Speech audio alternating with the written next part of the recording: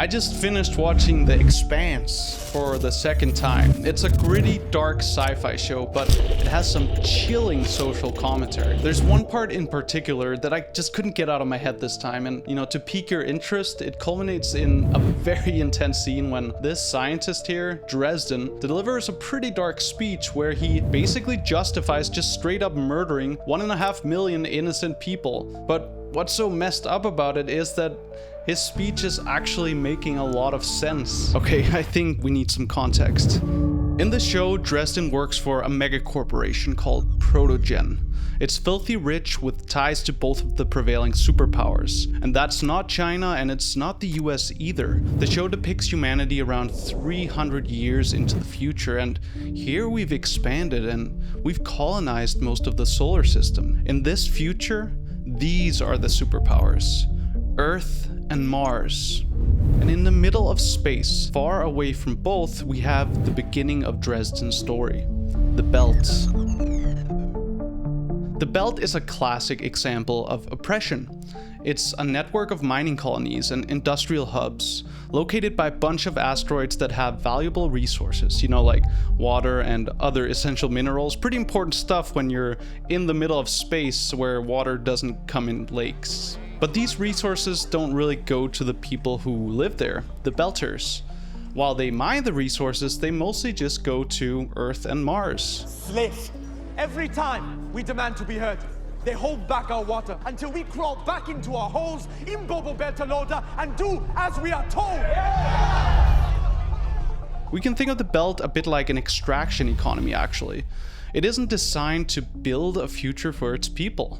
The purpose is actually to funnel the wealth away from the colony or country or what have you, to those who tap it for resources. In this case, it's Earth and Mars, but this stuff goes on in our world too, and Congo is a great example of this. Congo is basically the backbone of the modern tech economy, right? Because it provides all the critical minerals that we need for our consumer electronics: cobalt and lithium. But guess who ends up with these resources? It's not the Congolese. No, it's US tech companies like Tesla and Apple, of course. And these companies, they want to maximize their profit. So they end up giving their workers, the people who do the mining in Congo, the bare minimum, which is $1 a day. Even in Congo, that's way under the poverty line of $2.50. Also, just as a little note, 40,000 of these workers are children as young as 6 years old. But the Belt operates under the same kind of logic. They don't reap the profits of the ice and helium-3 they mine for Earth and Mars, just like the Congolese don't profit from their cobalt and lithium. Think of it like this: they aren't even citizens of the systems that they help support.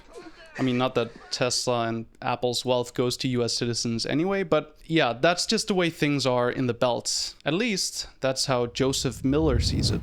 Miller is a Belter, and I'm bringing him up because he's actually right there in the room when Dresden justifies his genocide, and he's the only one who responds to Dresden in a sensible way. Now, Miller doesn't mine asteroids like most others. He's actually a detective and a security officer on the Belt. And he's spent his whole life watching his people getting screwed over by the powers that be. He's even been enforcing it too. Like, when a worker protests their shitty living conditions, he's the one who's called to break up the strike. It's your free speech for the day. Break it up. And he's okay with it, because he's learned that on the Belt, just like in Congo, life is cheap. But that all changes when one day he gets fired from his job. His job that's been the only thing that's kind of kept him feeling okay about his place in the Belt in the first place. It happens when Miller gets assigned to find a missing rich girl from Earth, Julie Mao. Although Miller was a good detective once, he started to take it a bit too easy lately, and his boss knows this. So that's why she assigns him with the Julie Mao case. It isn't really meant to be solved. But for some reason, Miller actually gets really into it, just like his old self would. And then he starts asking the wrong kinds of questions. I think it's fair to say that he actually gets kind of obsessed with Julie, and his boss isn't too happy about it. So she pulls him into her office, tells him he's wasting time, and straight up just cans him. Miller doesn't know it yet, but he's actually asking about something much bigger than a missing persons case. Because what happened to Julie Mao isn't just a crime, it's much bigger than that, and Protogen is behind it all. After he gets fired, Miller wallows around in pity for a bit, but his job was his purpose. That's the thing that kept him going. And on top of that, he can't let go about what happened to Julie Mao. So he decides to do something about it. And he follows the only lead he has, and he heads to Eros Station, which is another station in the belt. But oh man, does he pick the wrong station. Protogen handles labor contracts and station security on Eros. But like I said before, this company is very powerful.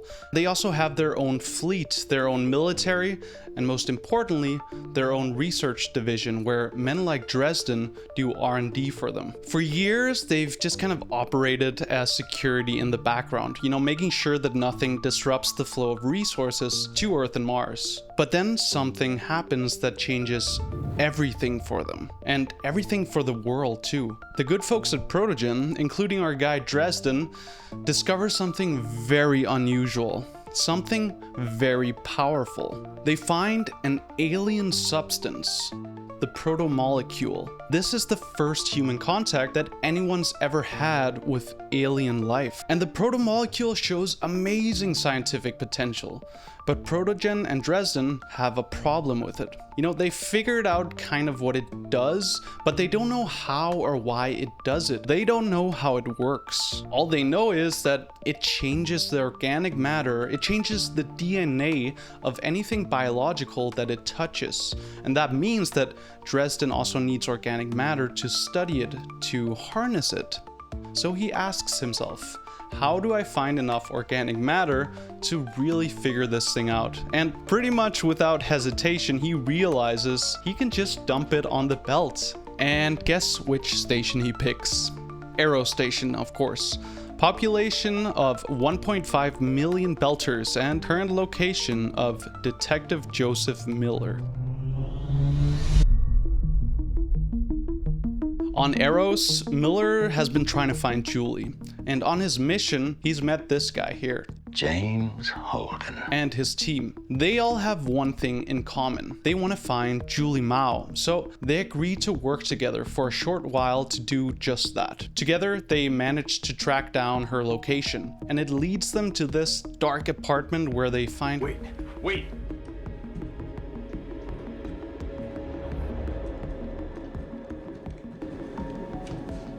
Oh my god. I'm actually blurring this out because it's pretty disturbing. She's actually not dead, but take it from me, she's very much been infected by the protomolecule, and it's gonna spread quickly. While the crew are taking this in, Protogen begins to lock down Eros Station. Suddenly, the people here can't leave. This is all by design, of course. Protogen needs to see what the protomolecule does at scale, and they're monitoring it all from a nearby research vessel. Luckily, Miller and Holden figure out what's going on. I mean, they're literally looking at it, but only just in time. So they make a run for it, and very narrowly, after some intense navigating and a few incidents, they managed to escape Eros in one piece. But now they want answers. Now, if you're like me, you might be wondering, how does Protogen justify releasing the protomolecule on Eros? Well, before going over Dresden's logic, I think it helps to understand where he's actually coming from, like what his world view is going into this experiment, because he, along with most of the world actually, already see belters as disposable, not just politically or economically, but even biologically. Quite literally, because belters like Miller spend their entire lives in low gravity, their bones are weak and their muscles are underdeveloped. That means that if Miller ever stepped foot on Earth, his lungs would probably collapse under the pressure of the atmosphere. And again, this is a form of control in our world too. It's called biopower. And this one here is from big boy Michel Foucault. As he talks about, power isn't just about controlling what people do, but also what they are. For example, if you can control someone's health or reproduction, right? Well, according to Foucault, that's just as effective as any police force. Let's think of Congo again as an example. In Congo, the toxic conditions of cobalt mining have already led to rising birth defects, stillbirths, and infant mortality. And this is bad, of course, but if you think beyond this immediate suffering, these conditions also make it nearly impossible for the workers' families to escape poverty. The cost of medical care probably drains what little they earn, which is $1 a day, leaving no money for education or looking for alternative work.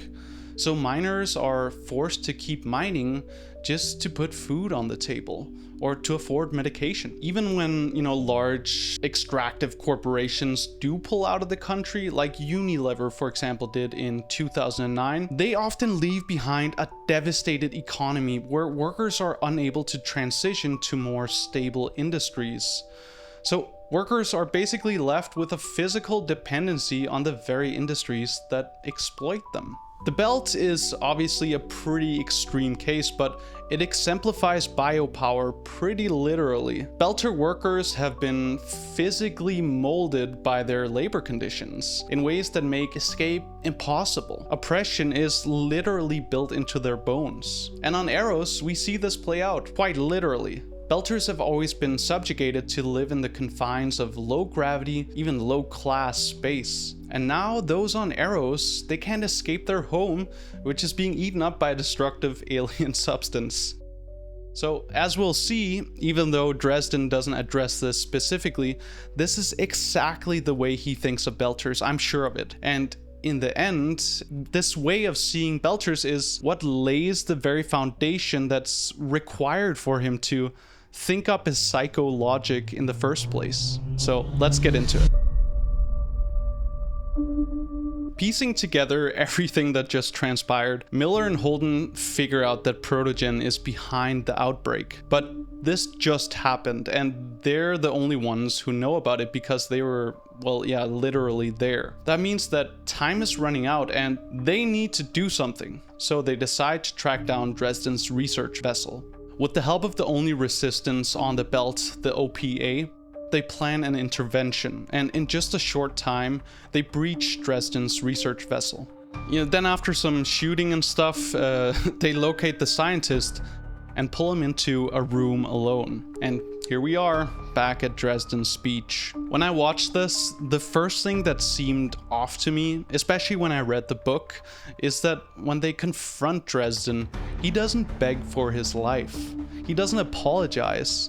Instead, he just starts talking. The show does a really good job of recreating this scene, but I want to say that he's even more calm and collected in the book.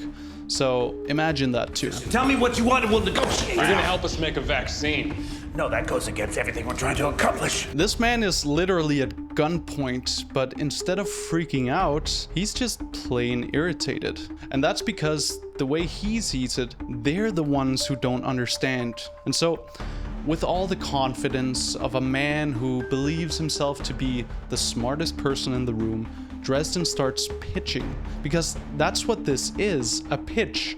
A carefully rehearsed, calculated appeal to reason. One that he's done countless of times, probably, to Protogen's shareholders. We made a discovery, Amphibi. An extrasolar life form. We found your lab notes in the Anubis. Maybe you can appreciate what it is. An organism that can repurpose other life forms and use them to evolve. Into what? That's what we're trying to find out. In a controlled, isolated environment that can be sterilized if it gets out of hand. As a Belter, Miller's seen this before. A man with power, I mean real power, using his voice as a weapon. Dresden doesn't need to threaten anyone. Could have fed it a vat of bacteria. I'm not interested in the cosmic fate of bacteria. The protomolecule is proof that we're not alone in the universe, and our ticket out of the limitations that bind us to these pathetic little bubbles of rock and air. Dresden genuinely believes this. He actually thinks he's on the brink of something bigger than human civilization itself. And he knows that the only thing standing between him and that future are these morons and their ignorance. If we master it, we can apply it. Apply it to what?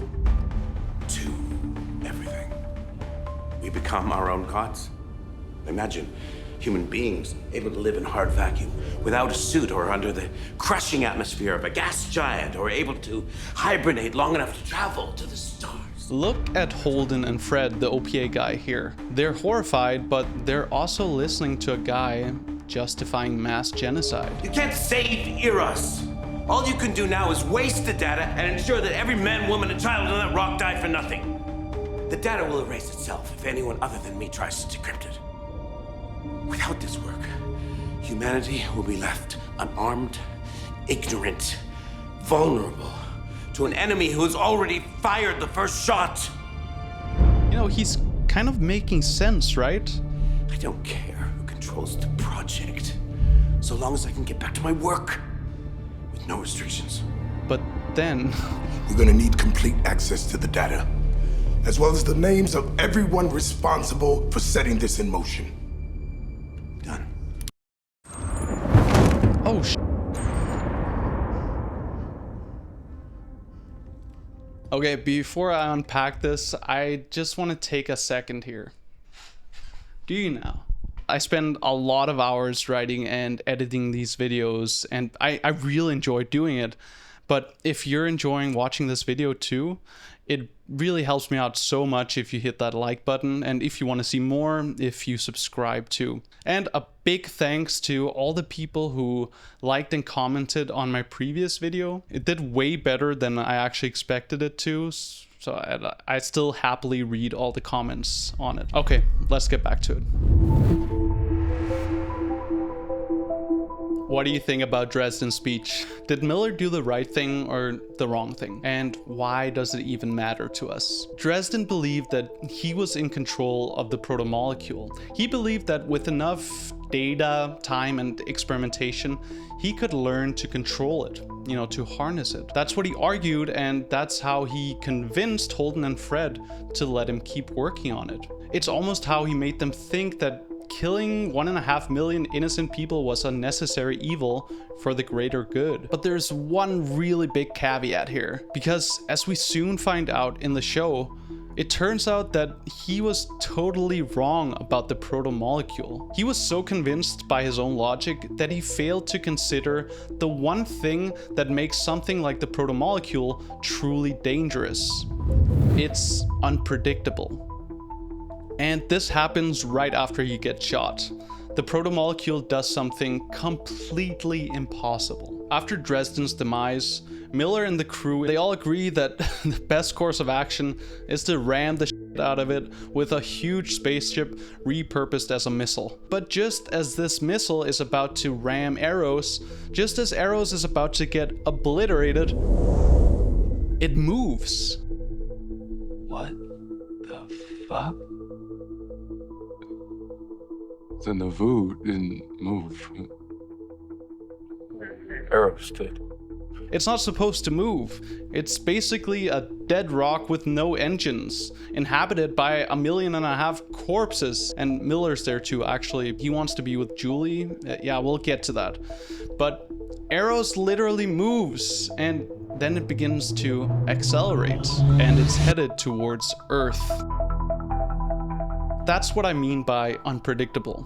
The protomolecule is on its way to infect 30 billion people on Earth, and Dresden had no idea that this was even a possibility. He didn't think about the fact that it might be beyond our understanding of how things work. That this alien substance doesn't abide by the laws of the universe that we know of. That's why it's so interesting to think about, because something eerily similar is going on right now in our world. But it's not the protomolecule, obviously. I'm here to talk about AI opportunity. It's AI technology. Hear me out here. I know you're probably tired of hearing about AI, but despite the maybe, propped up hype, AI is pretty widely considered to be one of the biggest existential risks for our future, alongside global warming and nuclear war. Listen to one of the leading AI companies, Anthropic's CEO, Dario Amodei, talk about this. People look at the chatbot. They're like, we're talking to a chatbot. Like, what the fuck? Are you stupid? Like, you think the chatbot's gonna kill everyone? Like, I think that's how many people react. And we go to great pains to say, We're not worried about the present, we're worried about the future, although the future is getting very near right now. So it's not because of some Terminator 2 type stuff where AI, becomes sentient and kills us all. It's dangerous in a much more obscure way. AI isn't a tool. It's not a nuke or a knife. It doesn't help humans with their decisions. Instead, it makes its own decisions. And that's unprecedented for any technology that we've ever had. I think we should call AI an alien intelligence because even the people making it don't always know how it works or why it makes its decisions. Now, there's already a bunch of bad things happening right now because of AI, and I will talk about those specifics. So if you want to skip this existential risk part and why it's so scary in the near-term future, you can go to the next part of the video. But if we start relying more on AI to make big decisions for us, and this is a trend that's already happening, by the way, we might fall into the same logical fallacy that Dresden did.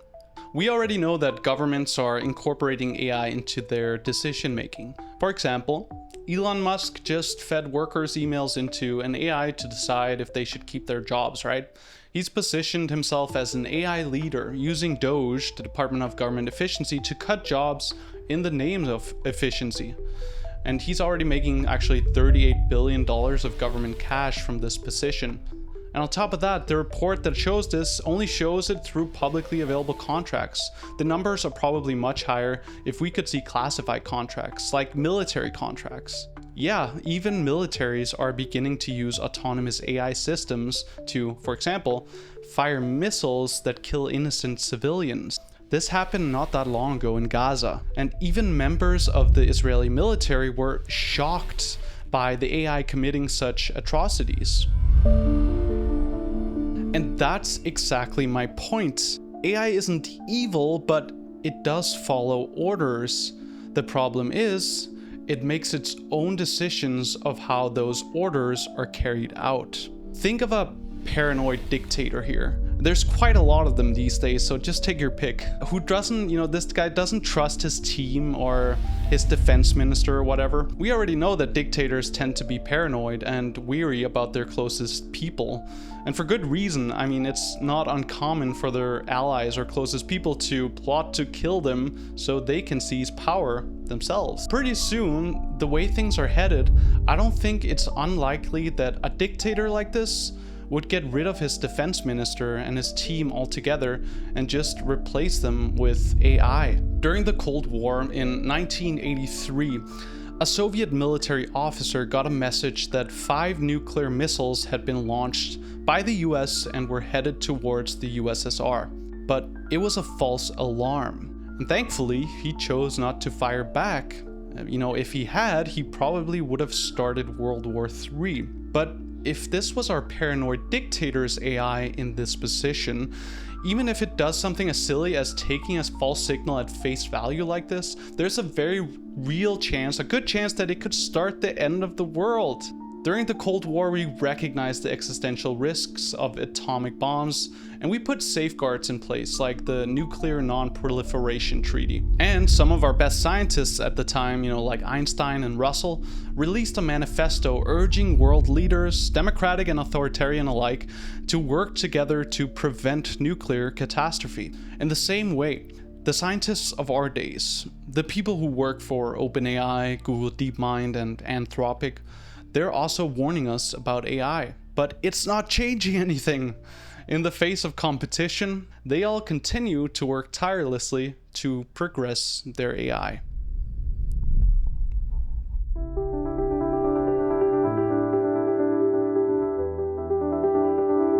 Right now, we're witnessing an AI race to the bottom, not only between the US and China, but between companies even, racing to be the first to market with the next level of AI systems.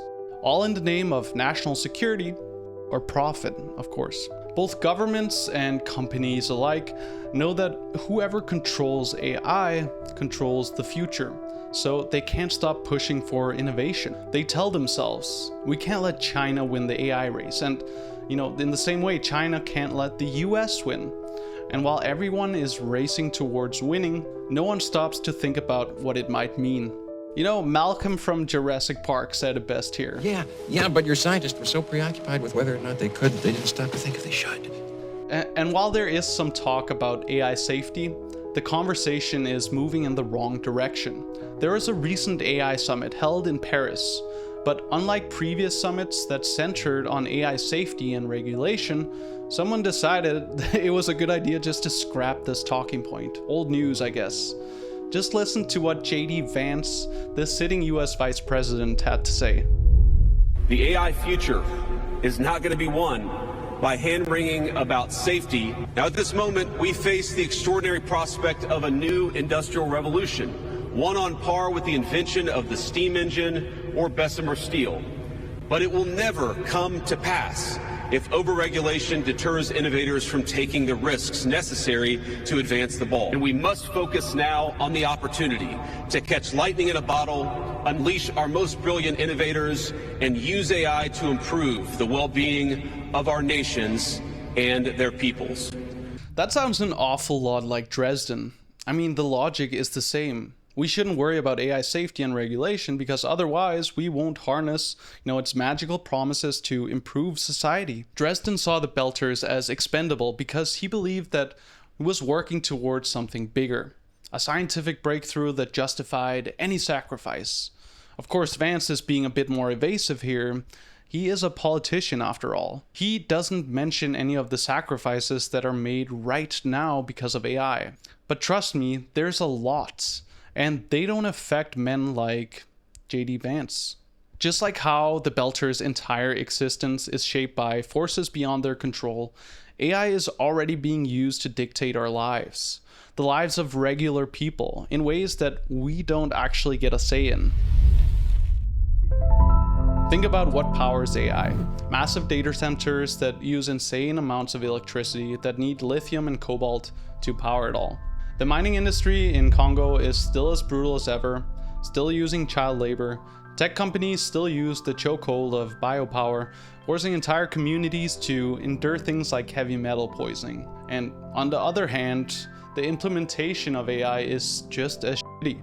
Companies like Amazon use AI to monitor workers in their warehouses, they track their movements and time their bathroom breaks. Or think about how platforms like Uber and DoorDash use AI to decide pretty much who gets to work and how much they're paid.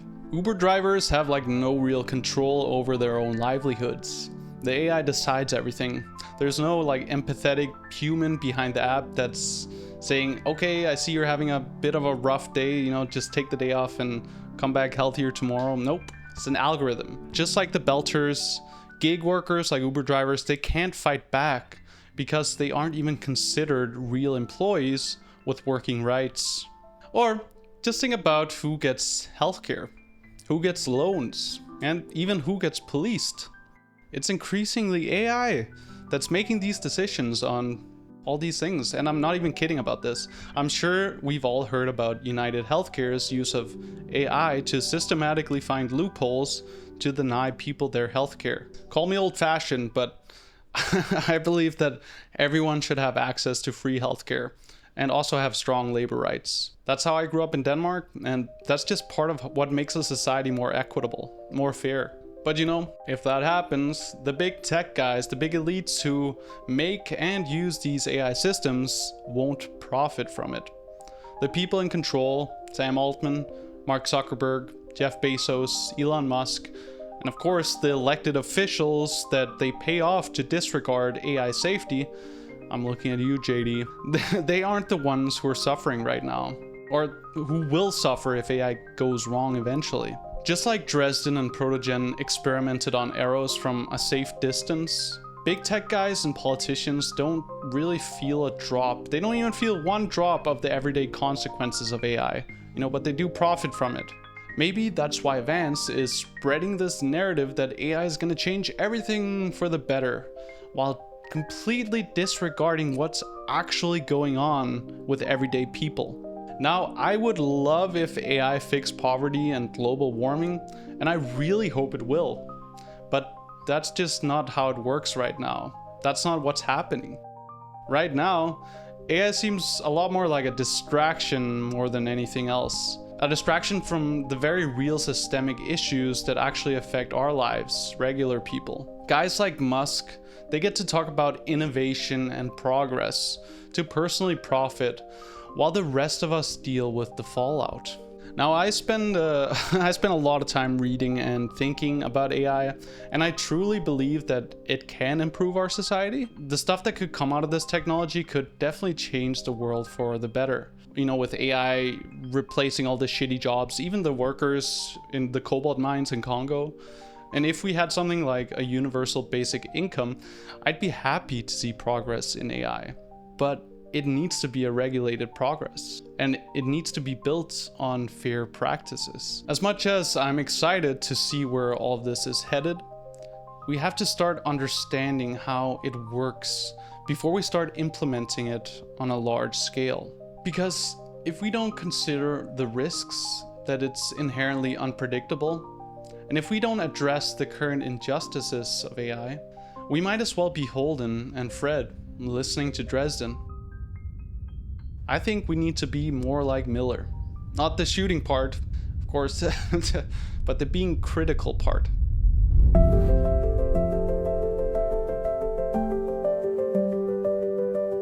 In the end, Miller actually does something about Eros that no one else is willing to do. He sacrifices himself and he goes to Eros to be with Julie. And because he's there when Eros moves initially, he actually is the one that helps steer it away from Earth. It's kind of a happy ending, I guess. He ends up with Julie too, and they both die. That's a spoiler. And this all just happens in the first season of the show, by the way. The rest of it has a lot more great social commentary and really cool themes, so I highly recommend checking out the show if you haven't already. And if you agree with what I'm saying and you want to take action, there are NGOs out there lobbying towards AI regulation that you can check out. I'll link some of them in the description. Also, I would actually love to know if you think that Miller did the right thing here. And what do you think about my take on AI? And on another note, if you're interested in how I make and edit my videos, I'm starting to show all that on my Patreon page. It's also the best way to support me right now and help me make more of these breakdown videos. It really goes such a long way, seriously. And thanks to Nadia Shaw for being my first patron. Appreciate it. Now, there is one thing that I didn't mention when it comes to the harms of current AI tech, and it's probably the most consequential thing going on right now. And the reason is I've actually talked about it already in this video here. So go check it out if you're interested to learn more about AI and how it's harming our society right now. And hey, thanks for watching till the end. This video turned out way longer than I thought.